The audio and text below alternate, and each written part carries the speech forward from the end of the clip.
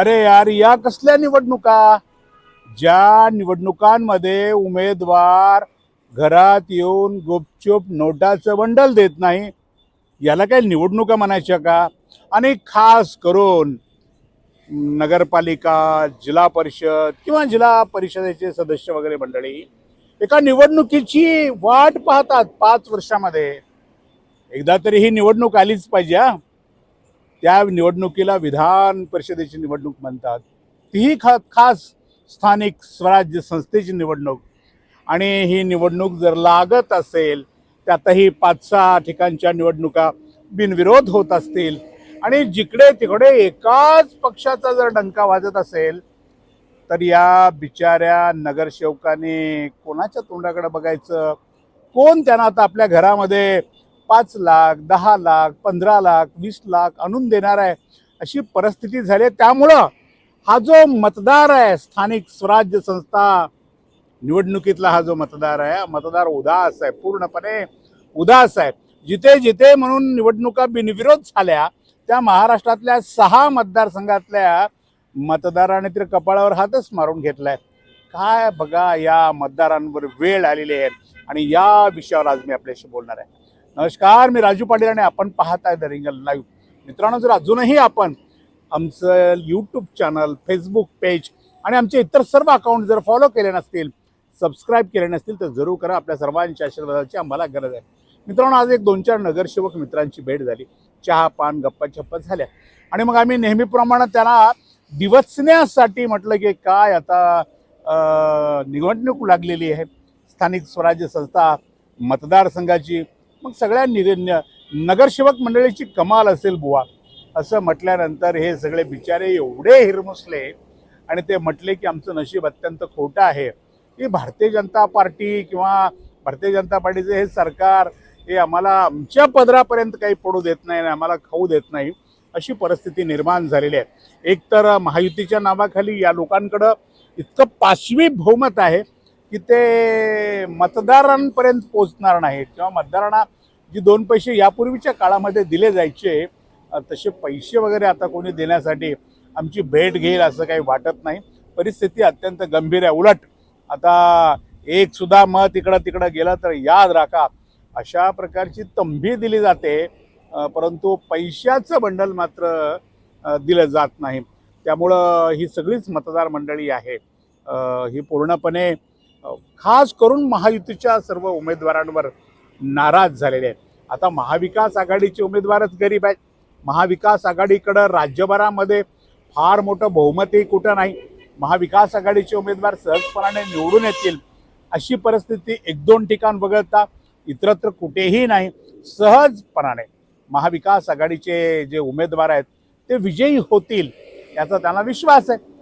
त्यामुळं तिकडेही पैसा नाही आणि इकडेही पैसा नाही.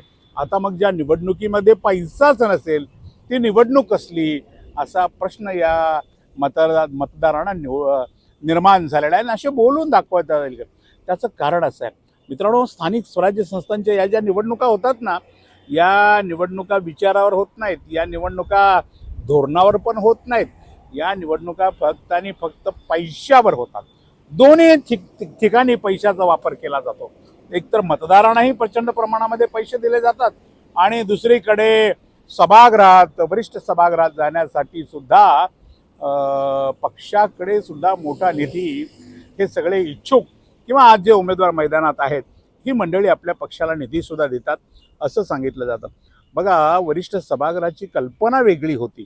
जेव्हा घटनाकाराने अशा पद्धतीचं स्वरूप मांडलं किंवा देशामध्ये राज्यसभा, राज्यांमध्ये विधान परिषद, या पाठीमागची कल्पना घटनाकारांची खूप उदात्त होती की हे वरिष्ठ सभागृह आहे, हे विचारवंताचं सभागृह आहे, हे सर्व क्षेत्रातल्या लोकांचं सभागृह आहे. असं एकही क्षेत्र राहता कामा नये ज्या क्षेत्रातले प्रश्न सभागृहापर्यंत पोहोचतील, ज्यावर अत्यंत चांगल्या पद्धतीची चर्चा होईल, समाजाच्या हिताचे निर्णय या वरिष्ठ सभागृहामध्ये होतील.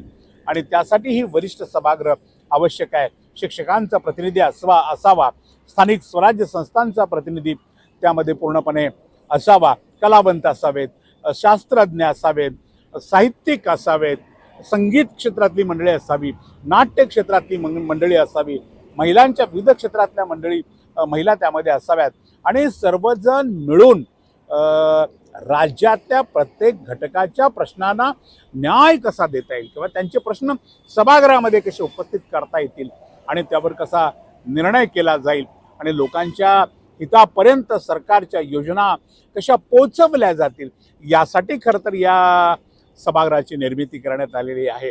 परंतु आज हे जे 2 वरिष्ठ सभागृह आहेत या सभागृहाची अवस्था अत्यंत वाईट झालेली आहे मित्रांनो. घोडा बाजार, जिकडे तिकडे घोडा बाजार. मला आठवतं गेल्या 5-6 वर्षापूर्वी जेव्हा लातूर, बीड, धाराशिव या मतदारसंघाची निवडणूक झाली होती तेव्हा नगरसेवक मंडळींचं अगदी काय म्हणू आपण त्यांना की आंधळा मागतोय 1 डोळा आणि देव देतोय 2 डोळे अशी परिस्थिती पूर्ण झाली होती. 15 लाखापासून पुढे दोन्ही पार्टी, एक पक्ष आणतोय घरात 10 लाख रुपये ठेवतोय, दुसरी पार्टी येते 15 लाख रुपये एका नगरसेवकाच्या घरामध्ये ठेवते आणि मग 25-25 लाख रुपये घरामध्ये येतात आणि हे नगरसेवक मग जाऊन मतदान करतात.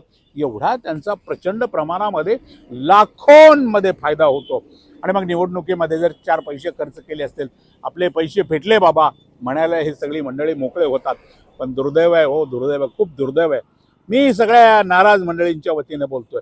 आता हा व्हिडिओ जे नगरसेवक किंवा जे मतदार ऐकतील त्यातले काही मतदार प्रामाणिक असू शकतात किंवा असंही म्हणता येईल काही मतदारांना पैसे नको आहेत, घरचे श्रीमंत आहेत, वैभवशाली आहेत. परंतु जे बाकीचे मंडळी आहेत ना 80-90% या मंडळींना मात्र खूप दुःख होते सध्या की अशी निवडणूक व्हायला नको होती. निवडणूकच जर व्हायची होती तर टसल त्याच्यामध्ये असायला पाहिजे होती. अतिशय जबरदस्त लढती व्हायला पाहिजे होत्या, संघर्ष असायला पाहिजे होता, नेक टू नेक फाईट व्हायला पाहिजे होत्या. मग त्यातून हा सगळा फायदा या सर्व मतदारांना झाला असता. परंतु मतदारांच्या दुर्दैवानं असं काही घडताना दिसत नाही. आणि मित्रांनो, ज्या मतदारसंघामध्ये बिनविरोध निवडणुका झाल्या आहेत ना या मतदारसंघातल्या मतदारांना तर त्यांचा स्वतःचा मतदानाचा हक्क बजावण्याची संधी सुद्धा या सत्ताधारी पक्षाच्या लोकांनी दिली नाही. नाकारलं एक प्रकारे त्यांचं मतदान की तुमच्या मतदानाच्या मला अजिबात गरज नाही. एका अर्थानं अशा पद्धतीचा संदेश त्या मतदारांपर्यंत पोहोचवलेला आहे.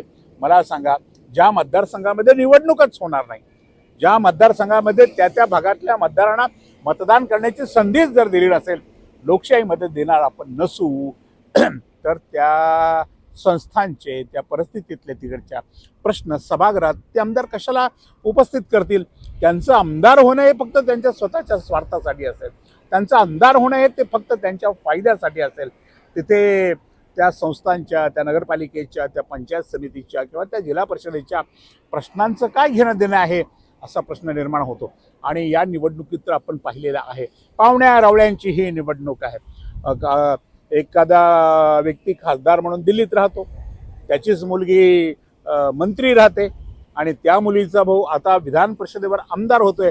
अख्ख्या खानदानाची सोय लावणे हे सुद्धा आपल्याला या निवडणुकीच्या माध्यमातून दिसून आलेलं आहे. या सर्व गोष्टींचा आपण जर विचार केला तर आपली लोकशाही, आपलं राज्य नेमकं कुठल्या दिशेनं चाललेलं आहे आपण हे काय पाहतो आहोत. राजकारणातली मंडळी, सत्तेतली मंडळी कशा पद्धतीने सत्तेतून सत्ता मिळवते, सामान्य माणसांचा हक्क डावलते, सामान्य माणसांचा मताचा सुद्धा हक्क अशा पद्धतीने निवडणुका बिनविरोध काढून डावलला जातोय, अशी परिस्थिती राज्याकडे आहे. तर दुसरीकडे जिथे निवडणुका होत आहेत तिथे मात्र मतदारांना आता फारसं काही त्यांच्या हातामध्ये पडणार नाही अशी परिस्थिती आहे आणि ते नाराज होत आहेत किंवा आपली नाराजी बोलूनही दाखवत आहेत पूर्णपणाने. अशी परिस्थिती असताना या निवडणुका महाराष्ट्रामध्ये 17 विधानसभा, विधान परिषदेच्या ह्या निवडणुका होत आहेत. या निवडणुकीकडे महाराष्ट्राचं लक्ष वगैरे काही लागलेलं नाही आहे. महायुतीचं पूर्णपणे वर्चस्व आहे.